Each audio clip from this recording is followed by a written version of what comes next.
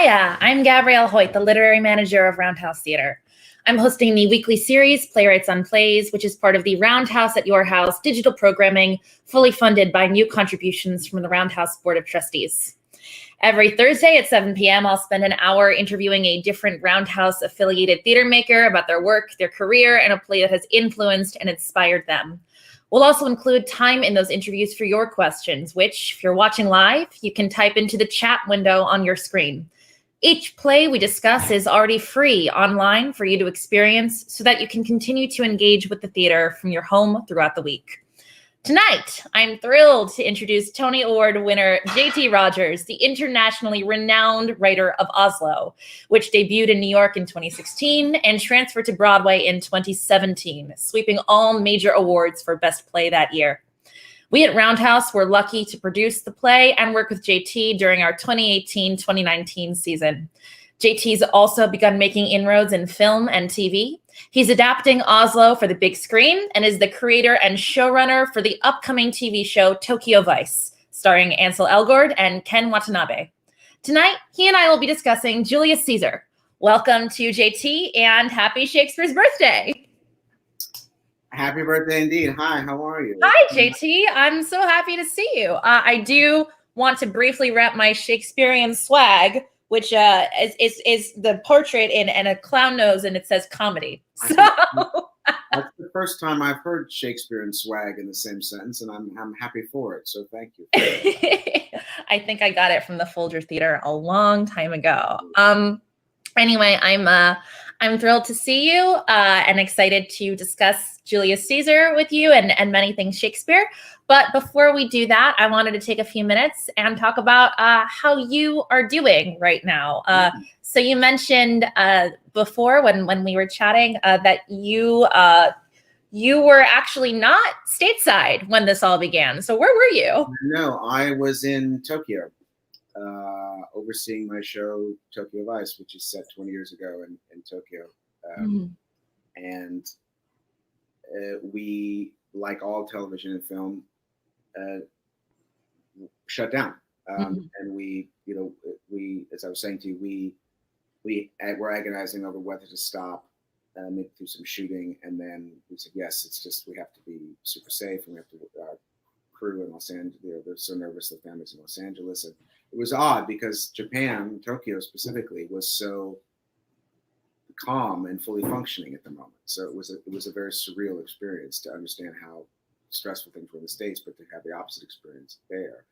Of course, the moment we shut down and all flew home the next day or the day after, already it was obvious that, it went from, gee, should we do that, to, oh my goodness, what were we thinking? As we all know, life is going so swiftly. So I'm back here, holed up, with my family, like so many of us. And I'm curious too. You mentioned, as I mentioned earlier, you're the showrunner for that show. So I'd imagine that also came with a lot of feelings of responsibility to your crew, to your cast, to your writers, to everyone working on the show. Yes, yes. It's a different, for my fellow theaterati listening. I guess it's my first time doing television, so it's, I've been given the keys to the kingdom, which I'm very grateful for, but it's a steep learning curve, of course. And I guess the equivalent is if you are I was talking to Bartlett Shear, my good friend, longtime collaborator on many things, including Oslo, New York, and London. Took it there as well, and I was saying to him, it's like someone you have an idea for a play. You say, okay, great. And someone says, oh, great. Here's all the time and money and artists, and you go do it. You think, wow, that's extraordinary. I'm so excited. And then you realize that, oh, you're not only writing the play, but you're directing the play, and you're designing the play, and you're writing the music and the lyrics for the play, and everything has to be done in 6 months. And then you start tech, and tech will be 6 months long. JT, just before we continue on, if you can just speak up a little more, so our audience can hear you, if that's possible. Thank you. That's so bad for a former actor. My drama teachers from back in the day will be berating me. But of course, yeah. We're in a digital world. Everything's topsy-turvy. Um, I was also curious to hear a little bit about what you're working on right now, because you said you've been actually able to get some work done, and so I'm curious about what being an artist, being a writer, is for you in this strange moment that we're living through. Well, there's a little bit of, the sort of flippant joke going on among my friends who are writers is, well, I'm trying to sequester myself all the time. So I think in some ways we're a bit more prepared, but that isn't really the more detailed or deeper or more honest answer is, you cling to your work because, like a raft, because the sea is so choppy right now.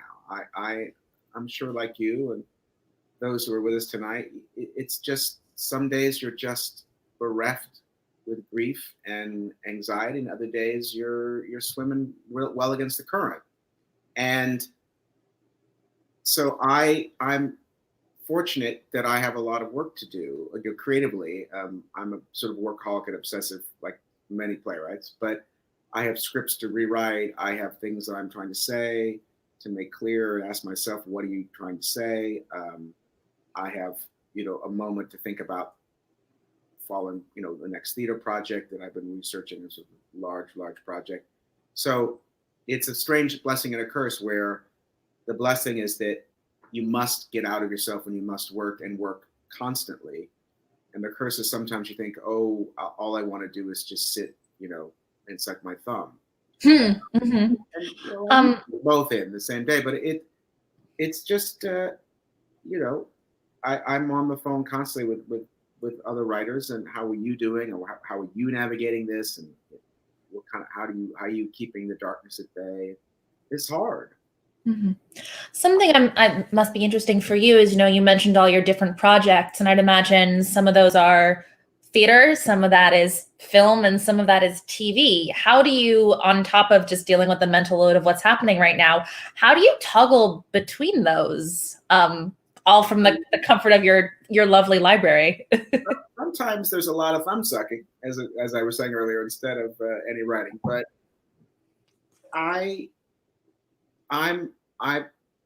mean, in a weird way, we'll talk about nuts and bolts when we're talking about the play in a moment. But it's a sort of almost a pragmatic approach. Again, on a good day, I don't want to oversell it, where you say, I'm going to work for 3 hours on this, and then I'm going to take a walk, and I'm going to come. It's like, it's as if the sort of needs for routine and ritual that one has as a writer are just, like everything in the moment we're in, are that much more distinct, or the need to be as routine focused as possible, to be up and at your desk and have a task, and all you have to do is that one task, and then you can look up at the mountain and think about your next task. So it's sort of the writing life just on steroids in a way. That's fascinating. Yeah, I see that.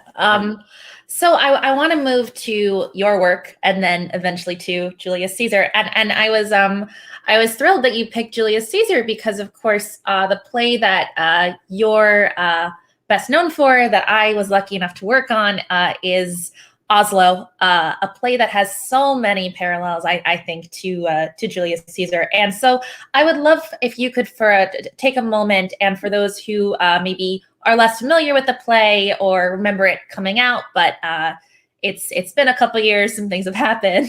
And if you could tell us just a little bit about your work, Oslo, so that when we discuss it, folks have an understanding of what we're talking about.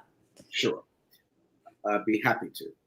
So Oslo is a fictionalized retelling, but based, as I described it, I think in the Times interview, it's a rigorously researched, scrupulously accurate fiction.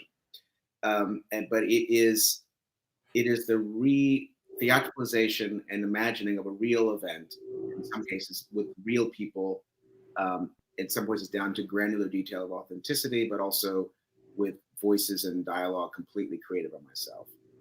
And it is about the secret back channel between the Israeli government and the PLO, and in the early 90s, that led to the seemingly out of the blue, at the time, earth-shattering handshake on the White House lawn that we all thought in America was orchestrated by Clinton, between what we thought was the historic peace treaty between the government of Israel and the Palestine Liberation Organization. And I discovered through one of the people who had run this, who took me out for drinks, that it existed and it happened. And I had no idea of this and fancied myself a politics junkie. And I thought for a brief moment, as a closet journalist, my God, I've discovered something no one knows about, only to discover that it's actually incredibly well known, incredibly documented, exhaustively documented, and yet somehow also completely not known. Mm-hmm. And especially in our country. So I just went down a rabbit hole, traveling around the world, interviewing people, and wrote this rather sort of,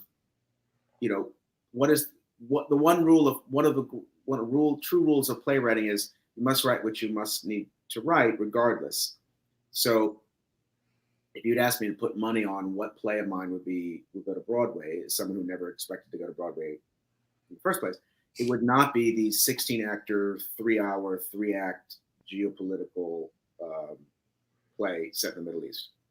And yet there you go.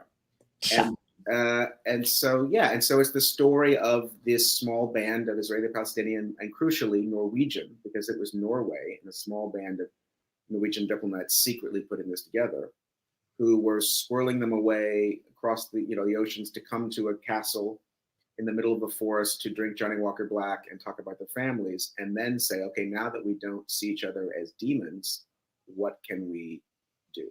Mm-hmm.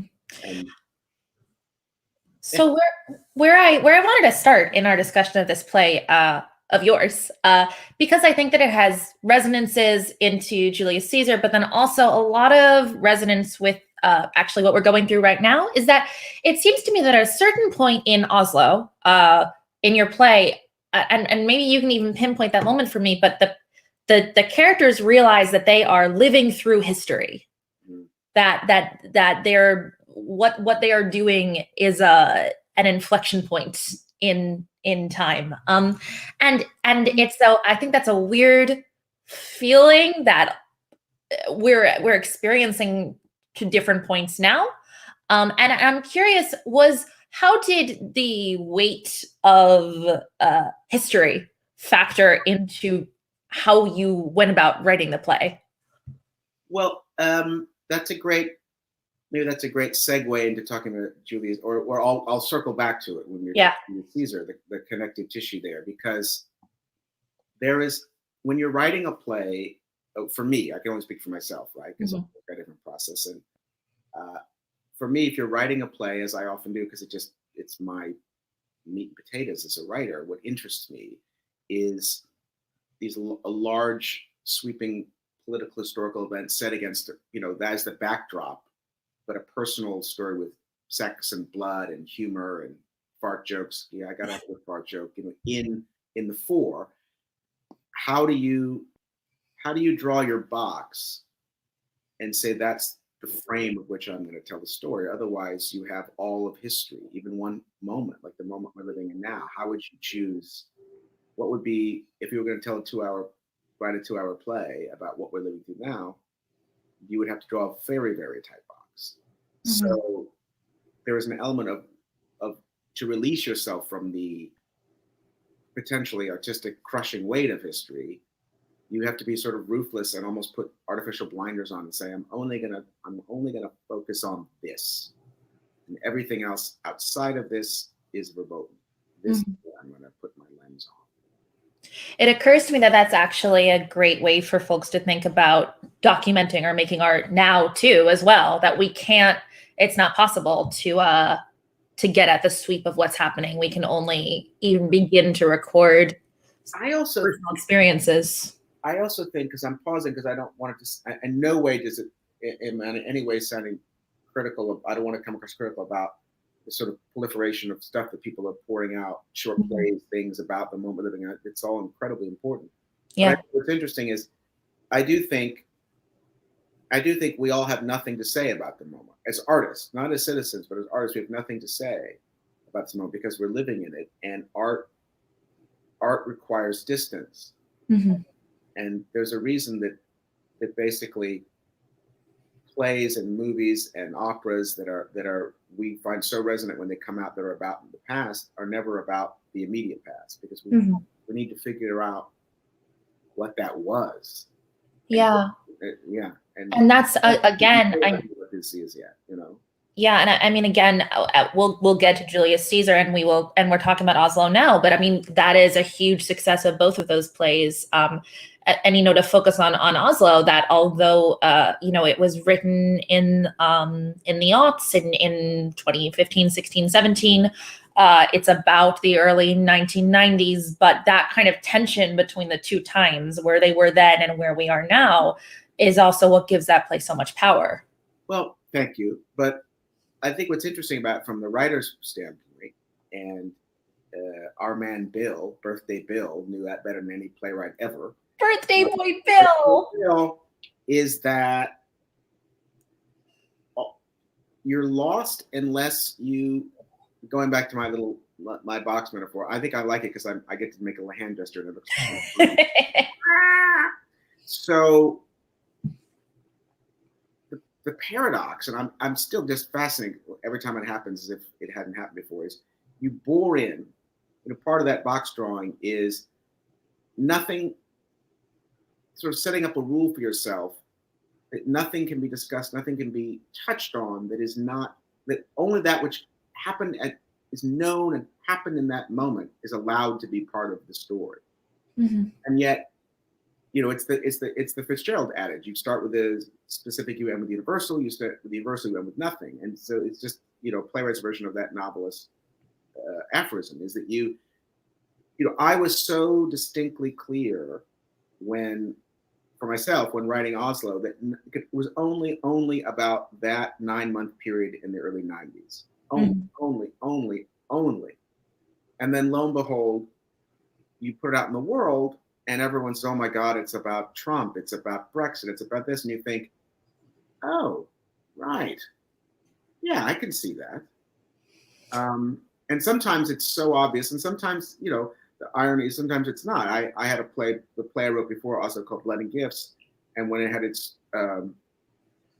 premiere, the play before that, when that was done at the National Theatre in London, it's set against the Rwandan genocide, and again, only about this experience of this American family and their Rwandan compatriots, and a number of views, both super positive and super negative, as I was told, either loved it or hated it for how obvious the metaphor was about the American invasion of Iraq. To which I could only say, really? So sometimes that metaphor is controlled by you, and sometimes it's not. But it's really not your business as the writer. Your business is just to tell the story. I think we're also circling around another major component of your playwriting that is so successful, which is that you're dealing not just with history, but with politics.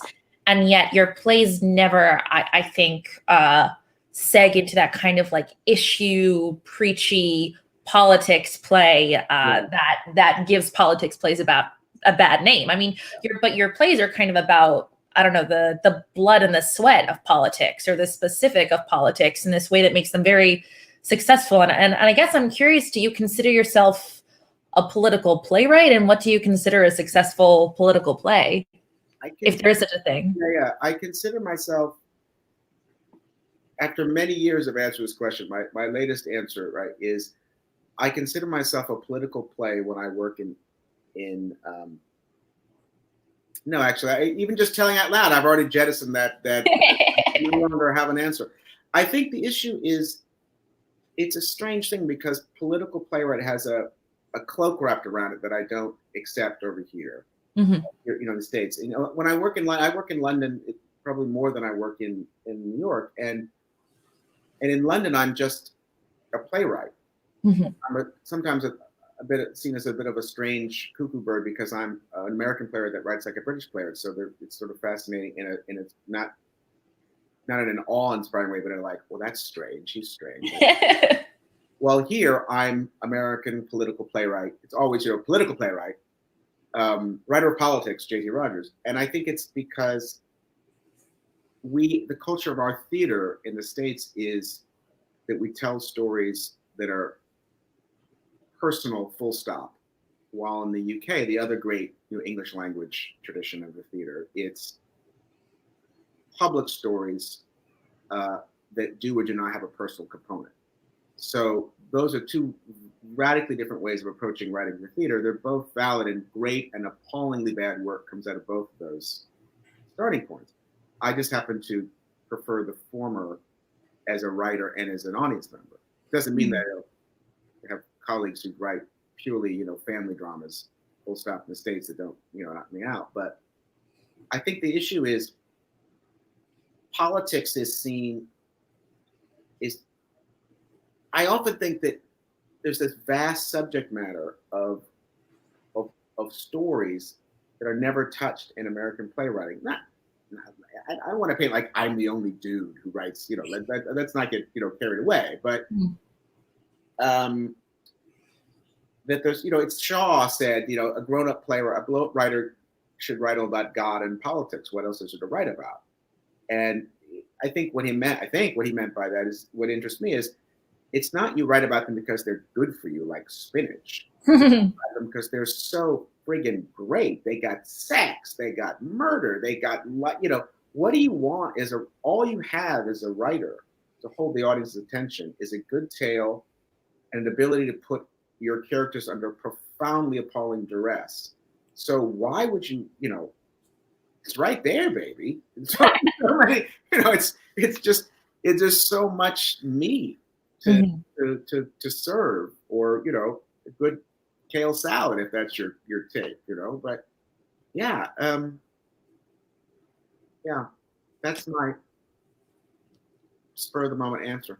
I like it, and I'm glad that we got to touch on because it is, I think, a fascinating feature of you as a writer that there is kind of this international feel to your work, both in the subjects that you pick, but then also in the scale to which you write.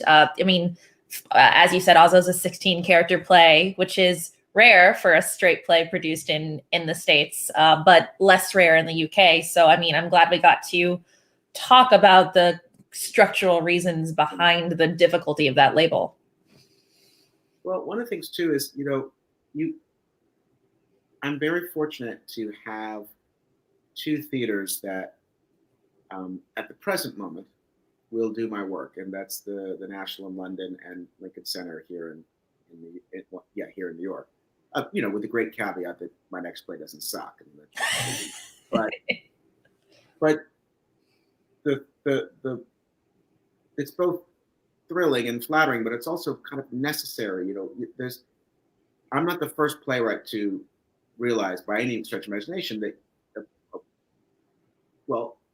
Shakespeare, Moliere, go down the list, had a home to write for, and a place they could write. Not only a place to write, but you have, one of the reasons that very distinctly where Oslo is so big, and if it is successful, part of its success as a work of theater is the sort of the ambition of it, frankly. Yeah.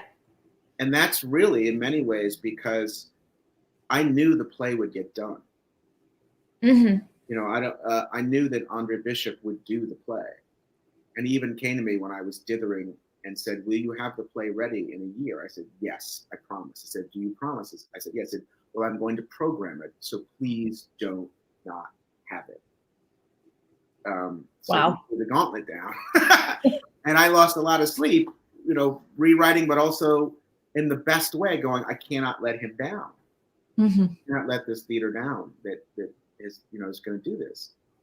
And so it's an interesting. It is a solitary but totally collective enterprise, and you need your theatrical peeps in order to sort of be able to make something that's ambitious. Whether it's ambitious because it's 16 people, or ambitious because it breaks someone else's play that I don't know if you know Mia Chung's last play that breaks all the rules of dramaturgy. It's just, it could come out in any which way, but it's really something I've learned viscerally.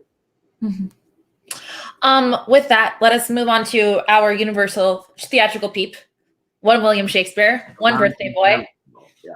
The best segue in the history of segues.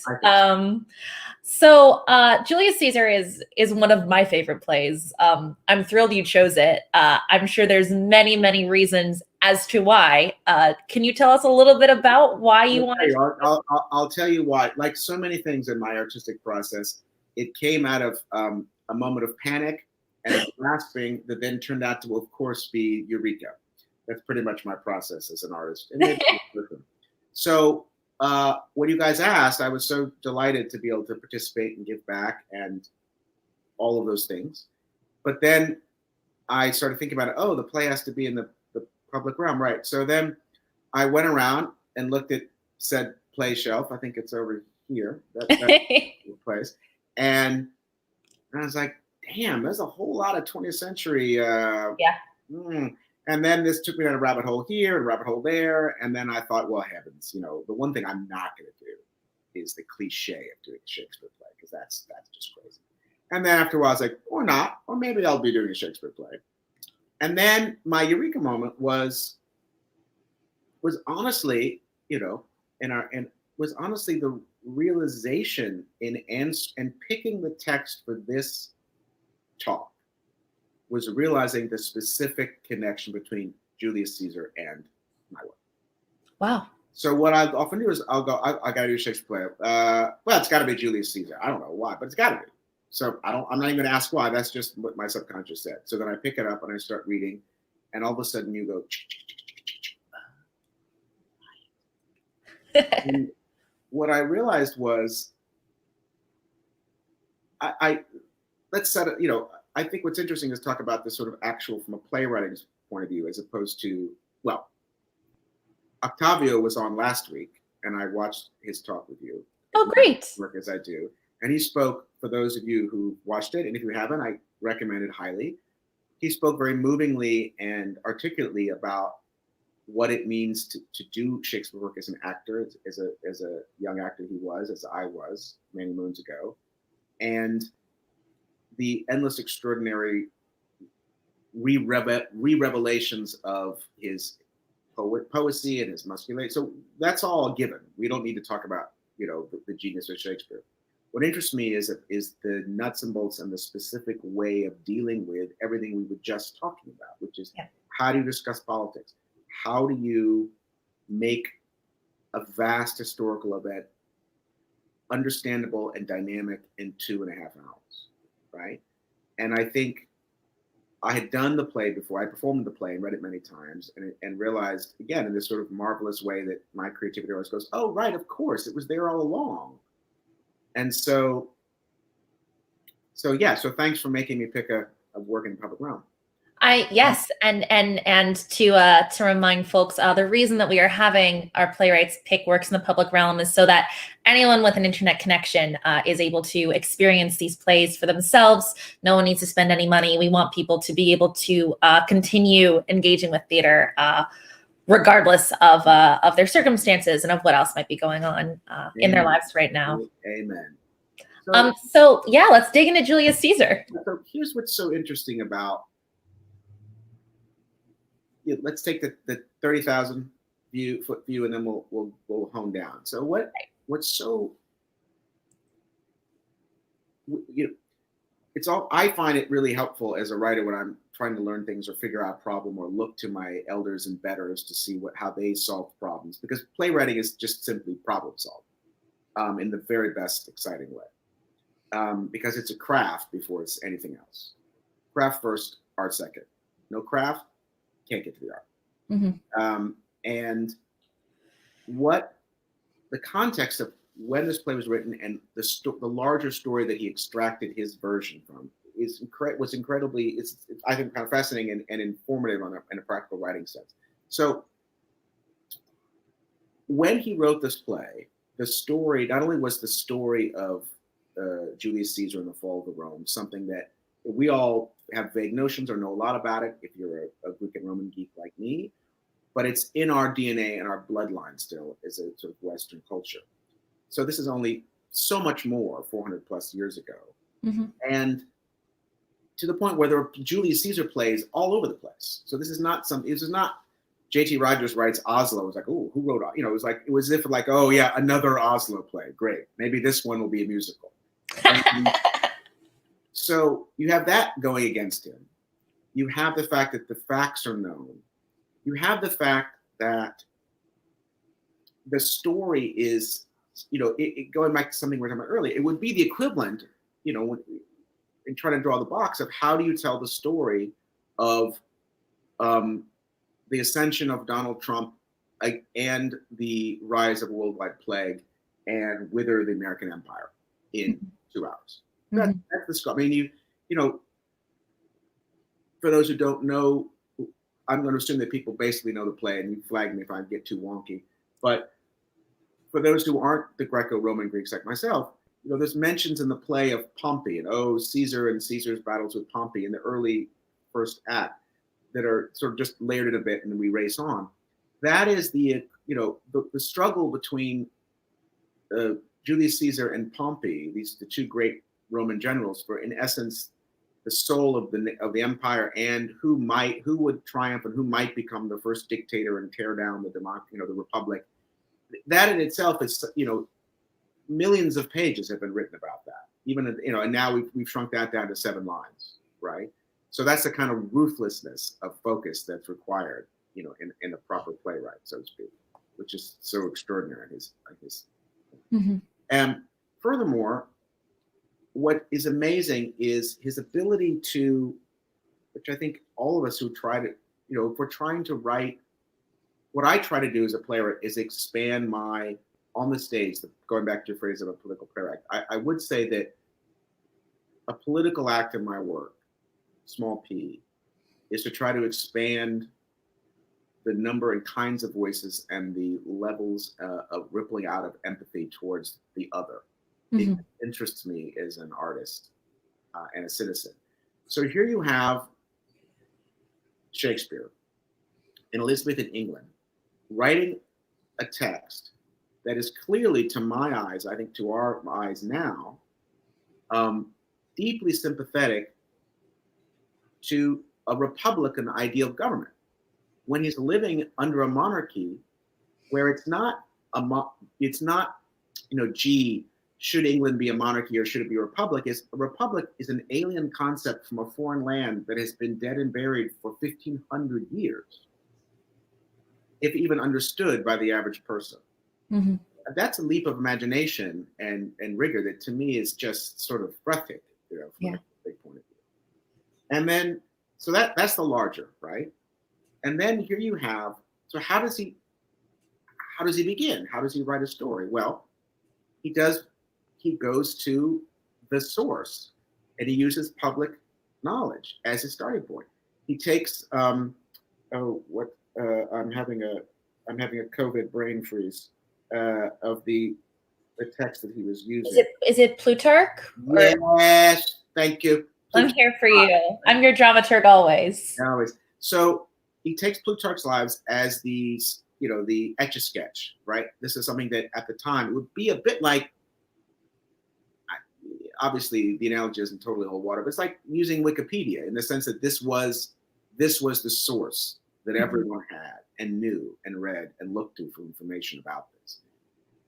And he chopped it and butchered it and extracted it and threw it out and took what he wanted and then made stuff up. And that's what you do. And, it's just very exciting to see, to sort of have a roadmap of how this great writer did that, right? And then the other thing he did that I think is, again, in sort of problem solving is, as part of, one of the things that I find you need to do, whether you're an Aristotelian or not as a playwright, right? The one thing, again, what are your useful tools as a writer? And Aristotle's idea, we'll use it metaphorically, is of the 36-hour rule of a tale should happen in 36 hours. This play happens over, I think, 5 days, right?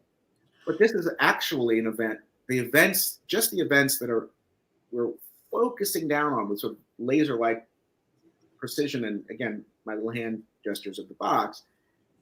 It's 5 days. This took weeks, if not months, and there's 2 battles of Gallipoli, and this, that, and the other, and he's just like, it doesn't matter. And that's what he does so marvelously in all his history plays, is that he he doesn't let the facts get in the way of the truth. The theatrical truth and the essence of what he's trying to say is more important than the checkbox of events. And that's certainly incredibly useful to me, living in an era where we have erroneously decided that nonfiction is ascendant and means more. I argue that, you know, I gave a talk last year in California that I, you know, in our pre-COVID world that was, I think they titled the journalism, you know, basically journalism is fine, but the theater is actually truth. You know, the truth that you get to. Facts and truth are not the same thing. Yeah, and there is a conflation of nonfiction with authenticity.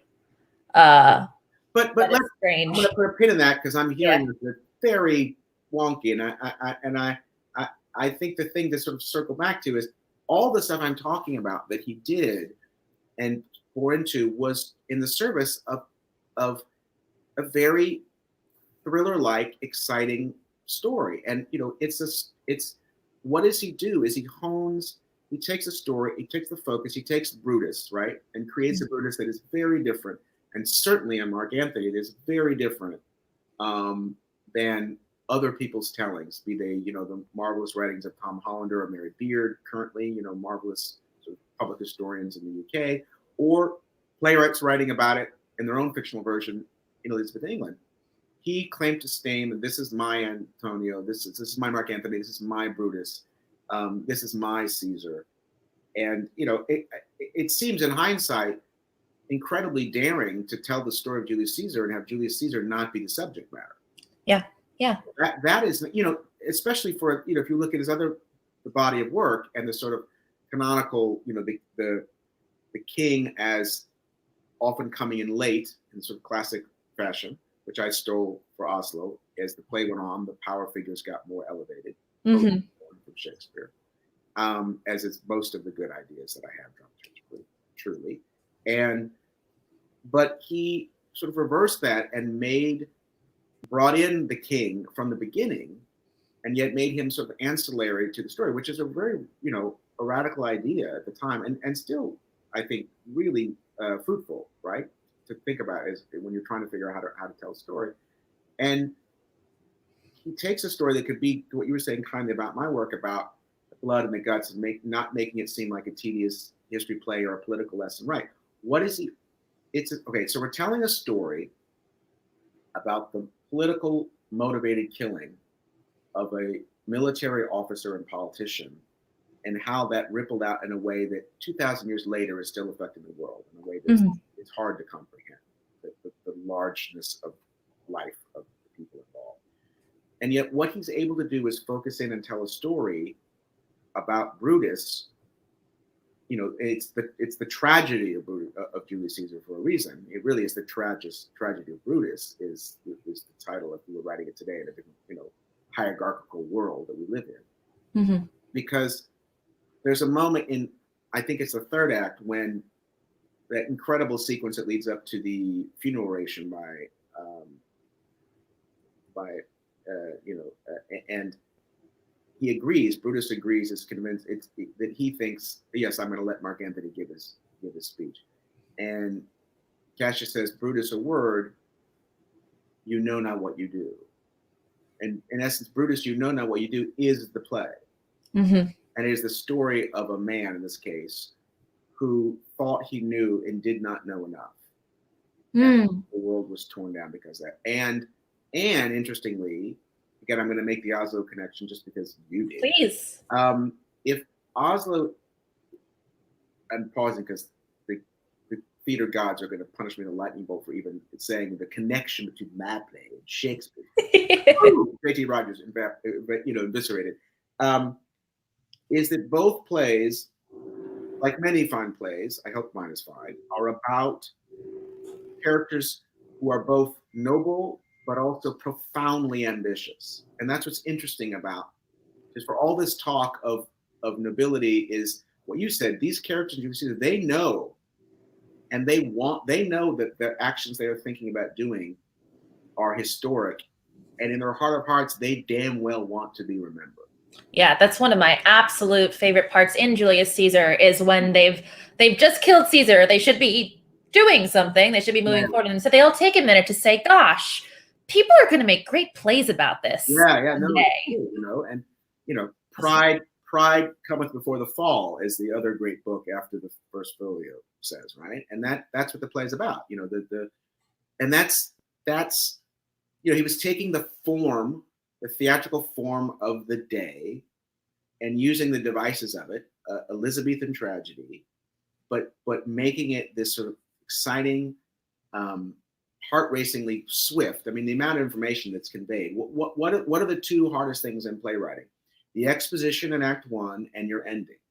And the exposition in that Act 1 is just crackingly well done. The speed, you know, the rapidity with which he does it. So yeah, I mean, it's rather, you just continually go back and read these plays. You get to see them. I, like you, I'm sure, have seen more hideous productions of Shakespeare than I can shake a stick at. And I do have a question about that, JT. Yeah. But very briefly, I want to remind our online audience that if you have questions for JT, we would love to answer those in the last 10, 15 minutes of our talk. So if you want to type those into the chat window on your screen, we will be able to address those shortly. But JT, I did want to talk with you specifically about, because in doing prep work for this conversation, and also because I'm a gigantic nerd, as you can see from my shirt, I watched a couple different iterations of Julius Caesar, including the really magnificent Donmar Warehouse production, starring Harriet Walter as Brutus, and set entirely within a women's prison. So all characters are played by women, to, you know, the very famous and wonderful version starring Marlon Brando as Antony, to, you know, recently the Public Theater got a fair amount of controversy for their interpretation of Julius Caesar that was quite political and costumed certain characters like certain political figures. And I'm curious why you think it's this play that we have latched onto to such an extent, and that it seems like modern productions especially feel is relevant to so many different settings. Of course, so much of Shakespeare can be considered universal and reinvented, but this one in particular, it feels like over and over again we apply to our political situations in various ways. I think that it's because by telling the narrowest story about very specific idiosyncratic individuals making a terrible choice, mixing ambition and their better angels together to create both incredible and disastrous effects, that description is the universal element of that play. And, you know, I would think the times we should be happy, looking back at my own life, right? The times when Julius Caesar is not being widely revived are good times. We are not in good times. We are, and thus it is proliferating. That's interesting. Yeah, that'd be my 2 cents on that. I'm also curious, and it's again a question that I have for you of Shakespearean dramaturgy versus your own.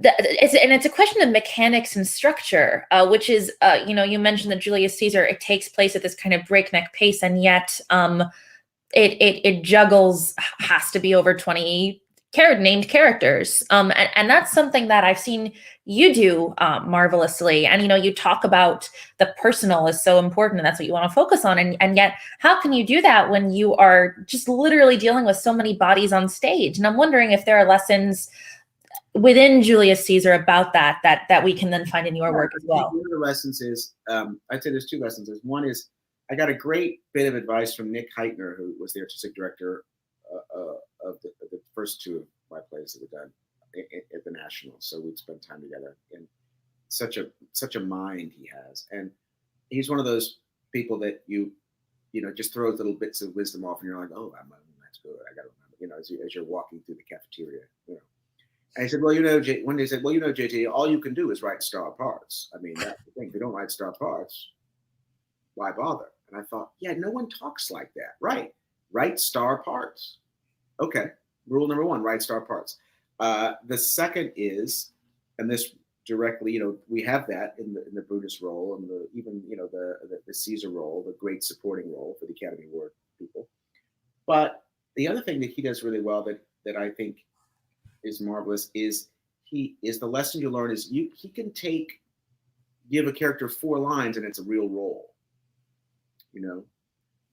and to not be afraid of that, and there's something so, I mean, God love, I love me some Pinter and other 3-handers where people sit in the room and are elliptical, and I do, and his and progeny and across the world, but there's just something thrilling about the sweep of a theatrical landscape of a play like Caesar, where you've got bodies in motion. I mean, I thought a really fine production of this play that was brought in from the Oregon Shakespeare Festival, down the road from where Octavio lives, or up the road, and to Theater for a New Audience, which is one of my favorite theaters in New York, and it was a wonderfully, so clearly spoken, and so it was almost completely uncut. So I was even hearing things I'd forgotten about, having not read the play since I was God knows how many years, and just seeing what I think of as the director did a great job. It's one of the great things about Shakespeare is when a director does a really great job, you always think, oh well, of course that's the act break. Everyone has to use that as the act break, but that isn't the case. It's only when it's due good production. So the act break, which seemed to be like the ultimate, great end of Act 1 curtain in our theatrical universe, as opposed to his 400 years ago, is when is it Sin of the Poet? Was torn to death by the mob, and of course, curtain, and it's such an incredible scene where we haven't seen Sin of the Poet, and all of a sudden we're introduced to this character who I think has a mention, in passing earlier about Sin versus A versus Sin of B, which is good dramaturgy on his part. But even without that, he's able to sketch a scene with a crowd, with idiosyncratic voices in the crowd. If you look back at the lines, it was really, really nice. And maybe half a dozen lines by this minor character who's given flesh and blood and this moment of horror that really hammers home what the play is about and sends you, in our case, off the intermission with a sort of a gut punch and what every intermission has to be, which is, oh, I want to come back and see what happens. Yeah. I have one more question for you, and then we are starting to get questions in, and I encourage folks to continue typing those, and we will read them out shortly. But since you mention the mob, JT, which is a big part of several of Shakespeare's plays, and definitely Julius Caesar, this kind of mass of plebeians who are somewhat differentiated, but aren't, the noblemen, the main characters. And I'm curious, as you mentioned earlier, that Shakespeare is writing about a republic, a democracy, and what a leap that must have been for him. And I'm curious, especially given the moment that we are with our own democracy, where we are seeing the instability that maybe we didn't realize or didn't want to know was at within it. What do you think this play has to say about democracy? Well, it's interesting, right? Because you just reading it again before having our talk today, I was struck by the mob. The sort of two main, really meaty crowd scenes in that play are the crowd buying into Brutus when he gives his oration, and then flipping almost instantaneously when Mark Antony gives his, and then this seething mob looking for someone to kill, because permission is granted in the chaos to tap into our baser elements, which is what that scene to me is about.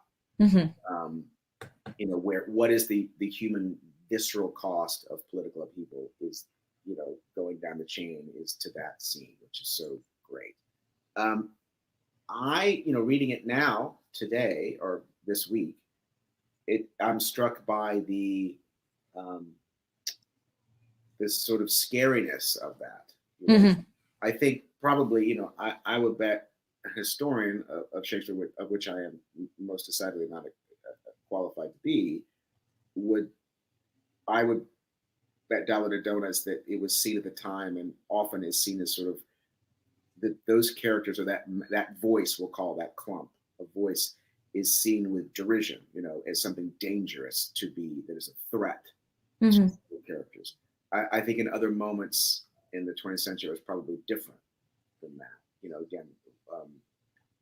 But in the moment we're living now, it seems the fear, I guess, the fear that what I took from it in reading it this week is that what was so nice in the writing was that my empathy for the mob, because what is flipping them almost like, on the psychotic level, 180 degrees, is their own fear.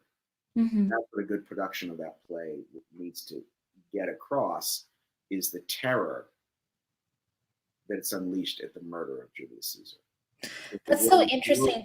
Ended, and now where are we? That's so interesting to think about reading or watching that play, and I've read that play so many times, but it never necessarily occurred to me to empathize with the mob. I'll have to go read it again. Yeah, maybe empathy is the wrong word, but no, I think it's the right word. I think it's with crystalline clarity that's there in the play. Yeah. Well, especially when you consider, if you think about Antony and Cleopatra as kind of almost what's going to actually follow is years and years of blood and war and strife and upheaval. Yeah. And with that, we have a question from Paul K. Smith, and it's regarding a work that I don't know, which is rare for me. And JT, I wonder if you've heard of it. Wonder what you may think of Simon Armitrage's The Odyssey, Missing Presumed Dead. That's not a work that I know. I think that it's been sitting on my bookshelf for a long time unread. And now you're making me feel bad, Paul. I like Simon Armitrage's work a lot. I wish you were here, so also I could counter and say, do you know David Loge's adaptations of, they're my favorite of that, but no, I got to read it. Me too, apparently. Great. I love getting homework from my work. We've got another question. I suspect it's from our apprentice, Johnny Monday. Does theatrical truth bring us closer to ideal participatory government and politics? It's definitely from Lord. That's a great question. No, but I'll answer. But I'll give it a qualified or a yin and a yang answer. So very quickly, this was something I think about a lot when I'm struggling with writing. Is now a number of years ago, I mentioned a play, Mind the Overwhelming, was being done at the National, and it has a very dark. I think if it's done well, I hope I did it's rather devastating ending, and it caused a lot of hoopla when it was done. It's his premiere there. And I did a Q&A, and there were hundreds of people there, and someone raised their hand and said, do you think that theater can actually affect change in the world? And I thought about it, what seemed like an hour of silence, I'm sure it was 2 seconds, and I just honestly said, no. And a man in the back raised his hand rather vigorously, and he was called on. He said, well, I saw your play 2 weeks ago, and I'm moving to Africa tomorrow to work for a nonprofit. And so both of them. So to Johnny's question, that's what I was thinking when that question was asked of me. No, but also yes. Mm-hmm. Yeah, I wonder if it's a question of expectation, if that makes if we expect theater to affect real world change, it will fail, but that doesn't mean that it But when can't. we say real world change, right? Even that phrase is seeped in a sort of electrical current that's based in deeply rational